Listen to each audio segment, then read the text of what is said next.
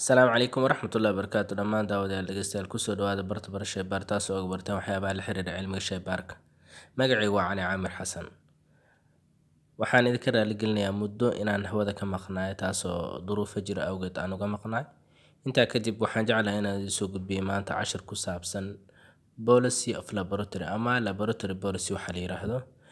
Please intaan u gudagelin cashirka waxaan kaa codsanayaa inaad subscribe inoo saarto channelka oo aad ka qayb qaadato sidoo barasha shaybaar u heli lahay daawadayaal badan iyo macaamiil badan. Thank you waa mahadsantahay intaas waa dhiirigelin. Intaa kadib laboratory policy haddii aan u galo waxaan jeclahay marka hore inaan ku bilaabo qodobka ugu horeeya. Laboratory policy first one waxa weeyaan and approved safety goggles or glasses must be worn all times. So waxaa laga wadaa ookiyaalayaasha maxaa la dhahaa gaggleska ama ookiyaalayaasha leh maxaa la dhahaa biraha laabma ama glasseska ookiyaalaha caadi loo xirto waa in la xirtaa xilliga aad shaqaynayso ama xilliga aad kiimikada ku dhex jirto. Sidoo kale heat or glasses in the laboratory waa inaad glassware-ka aad xirataa ama glass caadiya xilliga waxyaabaha heatka ee laboratory-ga dhex yaallo aad gacanta ku hayso. Sidoo kale qodobka labaad waxa weeye safety glasses must side shields waxyaabaha glasseska ee dhalooyinka ama maxaa la dhahaa waxyaabaha dhalada ah waa inaad ka badqabtaa si aad uga badqabtona waa inaad gelisaa meesha la yiraahdo shieldiga ama shelfiska waxa kale loo yaqaano. Qodobka saddexaad wuxuu yahay ha gelinna lagu dhahay gaggleska ama ha ku bedelin inaad removing events ama cautions waxa la yiraahdo aad ku samayso. Tusaale ahaan example waxaan ka wadaa in markii aad wax meel saarayso ama waxyaabaha ookiyaalaha ee aad xiranayso xilliga safety-ga aad samaynayso markaas waa inaad markaad wax meel gelinayso inaad ookiyaalaha hore aysan kaaga sii qaadin. Sidoo kale glasseska ama ookiyaalayaasha oo safety-ga qodobka afraad weeye waa inaad iska saartaa xilliga aad kiimikada gacmaha kala baxdo ama aad laabka close garayso. Sidoo kale waa inaad isticmaalin markaas kadib markii aad laabka ka baxaysana waa inaad iska siibtaa oo aadan isticmaalin.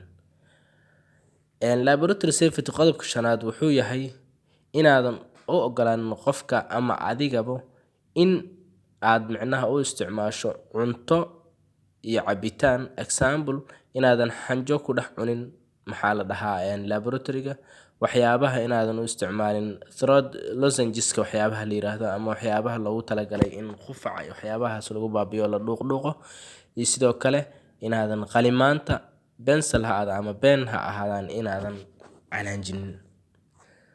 Ardayda waxaa looga baahan yahay inay xirtaan maxaa la dhahaa proper clothing ama dharkii loogu talagalay laabka waa ardayda haddii ay ku sameeyaan laabkaas haddii lagu sameeyo practical. Sidoo kale waa inaan top le aysan xiranin gabdhaha dhar gaagaaban waa inaysan soo xiranin ama goonooyin. Sidoo kale waa inaysan xiranin wax la yiraahdo crop topics. Ardayda sidoo kale waxaa looga baahan yahay inay xirtaan kabo oo gooni ah oo loogu talagalay laabka. Sidoo kale qofka shaqaynaya waa ku waajib inuu mar walba iska xirto kabo loogu talagalay laabka oo la yiraahdo covered shoes full covered shoes. Sidoo kale lama ogolo kabaha furan ee caadiga ah no open shoes lama ogolo ayagana. Sidoo kale sandal lama ogolo kabaha furan bay kuley soo hoosgalayaan. Iyo sidoo kale lama ogolo kabaha dhaadheer ee maxaa la dhahaa dumarku ay ku xaragoodaan lama ogolo. Hadduu arday yahay meesha practical lagu qaadanayo iyo haddii qof caadi meesha ka shaqaynayaba lama ogolo intaas oo shay inay xidhaan. Sidoo kale qofka isticmaalayo laabka ama ka shaqaynayo aan iraahdee waa inuu xirtaa wax la yiraahdo PPE ama personal protective equipment waa inuu xirtaa 1 gloves waa inuu xirtaa 2 lab apron waa inuu xirtaa sidoo kale asne lab apron waa inuu qofka mar walba xirtaa. Lama ogolo sidoo kale qodobka maxaa la dhahaa sideedaad dabcan san filayo lama ogola inuu qofku lahaado timo dhaadheer, qofka ka shaqeynaya ha ahaado ama arday ha ahaado. Inkastoo anagu dad muslimiin aynu nahay, gabdhaheenu ay timaha u asturan yihiin, laakiin sida sharciga ah laboratory procedure ama laboratory policy wuxuu yahay inaan qofka loo ogolaanin inuu xirto, inuu udeysto andhahe tinta xilliga uu laabka ka shaqeynayo. Sidoo kale waxaa must be properly pulled back, waa inuu dib si wanaagsan tintii ugu xirto. Haddii lacala xataa qofka uu timo badan leeyahay, ama rag ahaado ama dumar ha ahaado, waa in tintiisi mar walba ee tin gaaban ahaata, uu sidoo kalena tintu u xirnaato. sidoo kale waa inaad ogaataa meesha aad hoosh ku qabanayso ama procedure-ka ku qabanayso waa inay tahay meel ishu markay qabato ay meel nadiif tahay, and safe showers, iyo sidoo kale waa inay safe ahaadaan, meel laga bad qabi kara ay ahaadaan showerska ama meelaha bashiniska laabka gudihiisa ku yaala ee waxa lagu dhaqo. qodobka kale wuxuu yahay ardaydu waa inaan loo ogolaan inay fariistaan meelaha binjiyada ah laboratory-ga, because qofka ka shaqeynaya meesha wuu yaqaanaan policy wuu fahamsan yahay benjiga ma fariisto. Laakiin ardayda practicalka ku cusub ama freshka ah ee la jaamacadaha ka yimaada ama secondary-da ka yimaado waa inaan loo ogolaanin inaysan fariisan laboratory benjiga. sidoo kale qodobka ugu dambeeya wuxuu yahay laboratory policy, qodobka ugu dambeeya wuxuu yahay in first aid materialska ay yaalaan laabka dhexdiisa, lana isticmaali kara haddii loo baahdo.